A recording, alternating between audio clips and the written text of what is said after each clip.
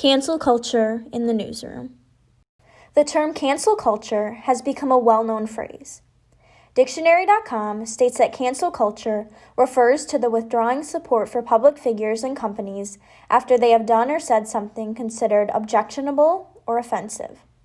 Through social media, notable celebrities and on-air personalities who have been canceled not only face societal rejection, but also a tarnished reputation.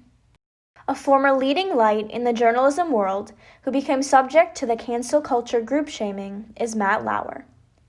Lauer, a former journalist and television host, had years of successes, awards, and accolades, and became a household name. His career began as a reporter for various news outlets along the East Coast, and he eventually worked his way up to become co-host of the talk show 9 Broadway Plaza, co-anchor of The Today Show, and contributor for Dateline NBC in New York City. However, on November 29, 2017, his tenure at Today came to a startling halt. Lauer was fired after allegations of sexual misconduct were brought to NBC News executives. Matt Lauer's fall from grace, casting a dark cloud over what was supposed to be a bright night at NBC's famed Christmas tree lighting. The former anchor scrubbed from the show. The atmosphere is electric. The star, with a reported $25 million a year salary, now fired. And good morning. Welcome to Today on a Friday morning. I'm Matt Lauer. Following a female staffer's allegations of sexual misconduct during and after the 2014 Olympics in Sochi. Late Wednesday, 2 more NBC employees came forward.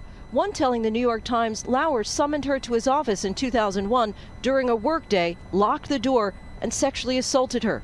The alleged victim says she didn't report it because she felt ashamed and didn't want to lose her job. She says that he then asked her to unbutton her blouse, which she did. She says he then came around from his desk, pulled down her pants, and had sex with her. She says she does bear some of the responsibility for what happened, but she felt like he was kind of using his power over her. According to the New York Times, after the sexual assault, she passed out in Lauer's office. He then asked his assistant to bring her to the nurse. The new allegations come after another scathing expose Wednesday. Variety details the claims of several current and former anonymous NBC staffers, one of whom told reporters Lauer gave her a sex toy as a present, accompanied by a note detailing how he wanted to use it on her. Another saying he exposed himself to her in his office, then reprimanded her when she didn't engage. 2 more tell the magazine Lauer had a button under his desk that would automatically lock his office door. Variety adding several women complained to executives at the network about Lauer's behavior, which they say fell on deaf ears. Matt Lauer and Savannah Guthrie. Good morning, everyone. Happy Thanksgiving. Lauer's illustrious career at NBC has included plum assignments like hosting the Thanksgiving Day Parade and interviews with everyone from presidents to stars like Tom Cruise. You're glib. You don't even know what Ritalin is. Just 2 months ago, he grilled former Fox News star Bill O'Reilly about sexual allegations that led to his own termination from Fox News. You were probably the last guy in the world that they wanted to fire because you were the guy that the ratings and the revenues were built on. You carried that network on your shoulders for a lot of years. So doesn't it seem safe to assume that the people at Fox News were given a piece of information or given some evidence that simply made it impossible for you to stay on at Fox News? But this morning, other clips are resurfacing too, like this sexually driven sketch. Drink it in, ladies.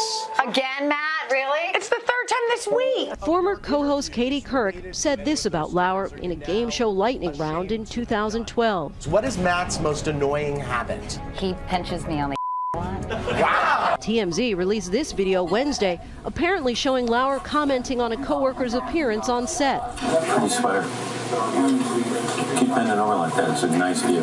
And this morning, the Today Show seeming to sever all ties with Lauer. His photo already scrubbed from their social media accounts. Matt Lauer was canceled by colleagues and fans. The Today Show cut ties with the once esteemed reporter, and his actions degraded the value of his journalistic integrity. The public greatly condemned Lauer on social media networks. The harsh backlash prompted Lauer to deactivate his personal Twitter, Instagram, and Facebook accounts. The Today Show also deleted all photos of Lauer on their social media platforms. The hashtag #WhereDidMatt began trending throughout the country, as the man who once invested his life reporting news quickly became the headline story. Shortly after his termination from NBC, Lauer issued a public apology saying, "There are no words to express my sorrow and regret for the pain I have caused others by words and actions. To the people I have hurt, I am truly sorry. As I am writing this, I realize the depth of the damage and disappointment I have left behind at home and at NBC. Some of what is being said about me is untrue or mischaracterized, but there is enough truth in these stories to make me feel embarrassed and ashamed." Since being ousted from Today in 2017 and experiencing toxic hate and criticism on social media, Matt Lauer has kept a low profile. In 2019, his divorce from Annette Roque was finalized. Also in 2019, Ronan Farrow, known for his investigative reporting of allegations of sexual abuse against Harvey Weinstein, published Catch and Kill.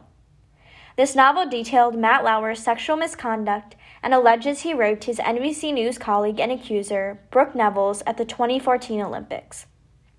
In 2020, Lauer accused Farrow of bias and lax journalistic standards.